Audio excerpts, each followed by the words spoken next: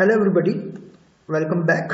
My name is Mukesh Sharma, and in the previous lecture that we had on YouTube, we were discussing Plato. We actually completed it, and today we are going to start studying Aristotle. Aristotle, as many of us know, was a disciple of Plato, and he remained with Plato for almost 18 to 20 years. And he was not one of the brilliant students. He was actually the most brilliant student of Plato, and his thoughts span a lot of areas like metaphysics, logic, politics, literary criticism, ethics, and various other branches of natural sciences. That is why we often hear the father of biology, Aristotle, the father of politics, Aristotle, the father of, there are many branches where the single answer of the question which involves who is the father, and the answer is Aristotle.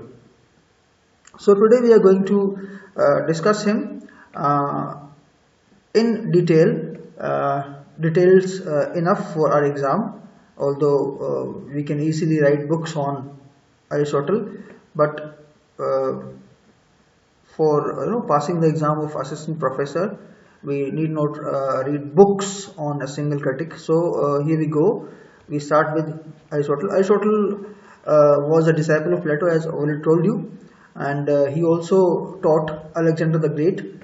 And his major works include Poetics and Rhetoric. Now, Poetics, with which we are primarily concerned, comprises 26 chapters, and it is supposed to be an incomplete work. Okay, and Aristotle is mainly concerned with tragedy. Okay, so which was, in his days, the most developed form of poetry. Remember one thing: whatever we have read in Plato is kind of going to repeat in Aristotle, although not in the same way, because he has almost, or we can say he has opposed almost everything that Plato has said, except one thing, that is mimesis. Because like Plato, he also believes that art was essentially mimesis, or we can say imitation. Okay, art is a kind of a imitation.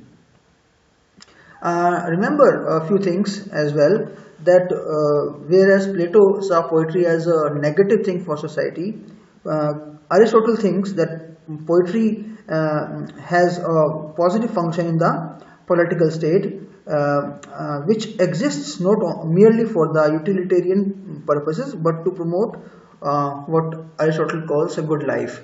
Okay, good life के बारे में हम आगे जाके बात करेंगे, but for the time being we will stick to our slides. Aristotle says that the good art was neither useless nor dangerous, but it was rather natural and beneficial for the society. How? We are going to study it very soon. We are going to see the first point now, that art is not useless. He says art is very natural. Okay, and it is very natural for human beings to imitate things. He gives us an example of a child, because everybody has to be child for being an adult. Very funny, but not funny actually. So when we are a child, we learn things by imitating. So imitation is a part of our being actually, according to Aristotle. He further says that any human society which is healthy will be a society where there is imitative art or arts. Okay, like I said to you, nothing is more natural than for children to pretend. Okay, children imitate and they also pretend. So this pretending is also a kind of art, because acting is also a kind of art. And he further says that art production and training is a necessary part of any education, since it uses and encourages the imaginative manipulation of ideas. Means if children are taught from the beginning the art of writing or the art of any kind of creation, they'll be able to manipulate ideas in an imaginative way. Okay, so this is necessary. So in toto, we can say that according to Aristotle, nothing is more natural than for human beings to create using their imagination. So imagination is not a kind of bad thing. Okay. Now, since art is imitation, it is an imaginative use of concepts. At its heart, art is conceptual और intellectual. So मतलब वो क्या कहना चाहता है? वो कह रहा है कि ये कोई इमिटेशन कोई बुरी चीज नहीं है, जैसा कि प्लेटो ने इसे माना है. Now we're going to have have a look at some of the charges levied against art by Plato, and the defense of art by Aristotle. First of all, he says that art is not dangerous, as Plato has considered it to be. The first point is art is not deceptive. It does not deceive us. Why? Because he says that artists must accurately portray psychological reality in order for characters to be believable and their actions understandable. As Plato said that all art is full of falsity, all art is full of untruth. But Aristotle says that an artist has to portray realities in such a way that the characters portrayed can become believable or understandable. If the characters are not believable, the art will fail to fulfill its purpose. So in this way, Aristotle says that an artist does not indulge in the process of giving us false information. He says that an artist presents or portrays psychological realities in order for characters to be believable. Okay, art not only tells us the truth, but it also tells us the truth effectively or in an effective manner. Okay, now as Plato also believed that drama or art is convincing and powerful, so is the case with the concept of drama of Aristotle. He says drama is convincing and powerful because, he also gives us a reason, because it reveals some truth of human nature. Okay.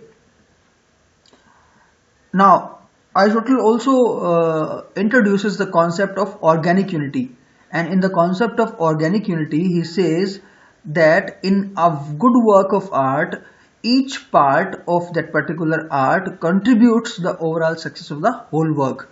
Okay, so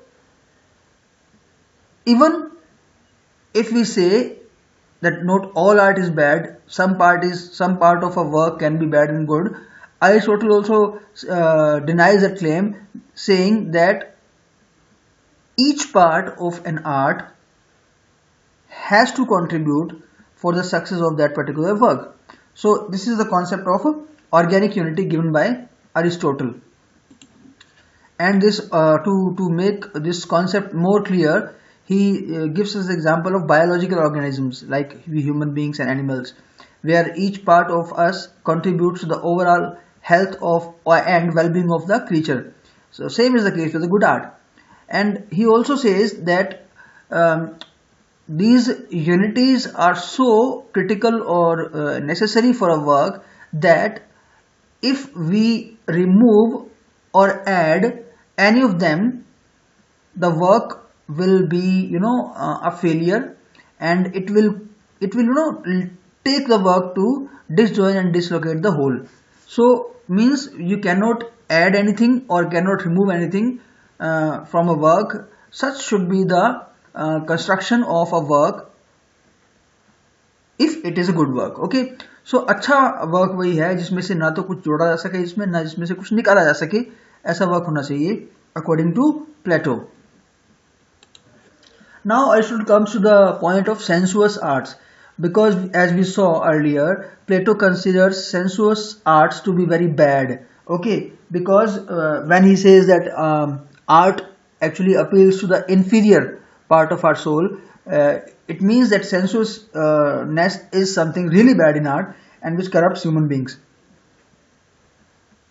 Whereas Aristotle says sensuous art is not a bad thing. Why? Because he believes that human mind and human body are not two different things. Okay, so everything that we learn is learned through our senses.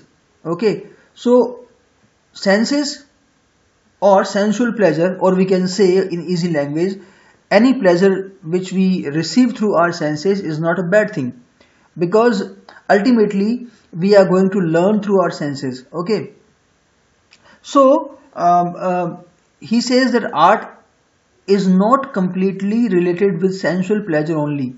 Okay, but it was, or it is, an intellectual or conceptual affair, or at least it should be an intellectual or conceptual affair as well.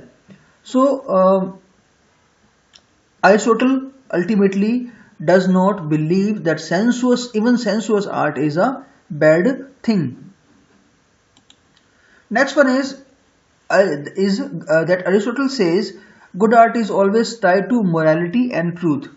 Aristotle says that every successful drama always teaches us morality. Okay, and when he is actually trying to understand how tragedies achieve their pathos means a quality of arising pity, um, which we are going to study later as well in catharsis. So he says that every successful drama or tragedy teaches us morality, okay, and truth as well. Because you must have heard about Shakespeare, that in Shakespearean plays, what is the most prominent thing, that he deals with the human nature. So we are acquainted with morality, or we get morality and truth from good work of art, especially drama here. And he also sets up two functions for a work of art, and that is to imitate nature's perceptual details and to imitate nature's organic unity. Means there are two functions of a work of a art of the art, and that are one is it imitates the details in nature, and it also copies the organic unity. Means whatever is there is related to something else, in the same way that our organs, the body organs of human beings are related to each other. Now the last thing here that we are going to study here is that Aristotle says, although art stirs up or awakens some negative emotions as well, as proclaimed by Plato, but he claims that these negative emotions are purified and become harmless. They are actually healthy, and this will lead us to the concept of catharsis. Okay, catharsis means purification or purgation of thoughts. When we see a tragedy, okay, there are two emotions which are aroused in us. One is pity, and second is fear. Pity for what is happening to the central character, and we think that the central character does not deserve these actions, so we are filled with pity. And the second one is fear, because when we see that the central character, in spite of having all the power and everything, is suffering in this way, we are feared to believe that even we can suffer these consequences if we do something wrong, like our tragic hero did. So these two emotions lead to the catharsis. Okay, and catharsis is purification of our emotions. So this was something related to Aristotle's concept of art, where he believes that art is not a bad thing. Art, does not appeal to our inferior parts of our soul.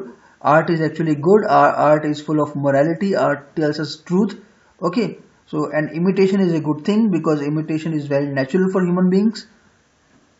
So now we are going to see. Now we see that mimesis, according to Aristotle, is not equal to imitation. Imitation is merely copying things, like Plato said, but according to Aristotle, mimesis is more like depicting. We see things and we depict those things. that we like, then we construe them. Construing means interpreting things in our own way.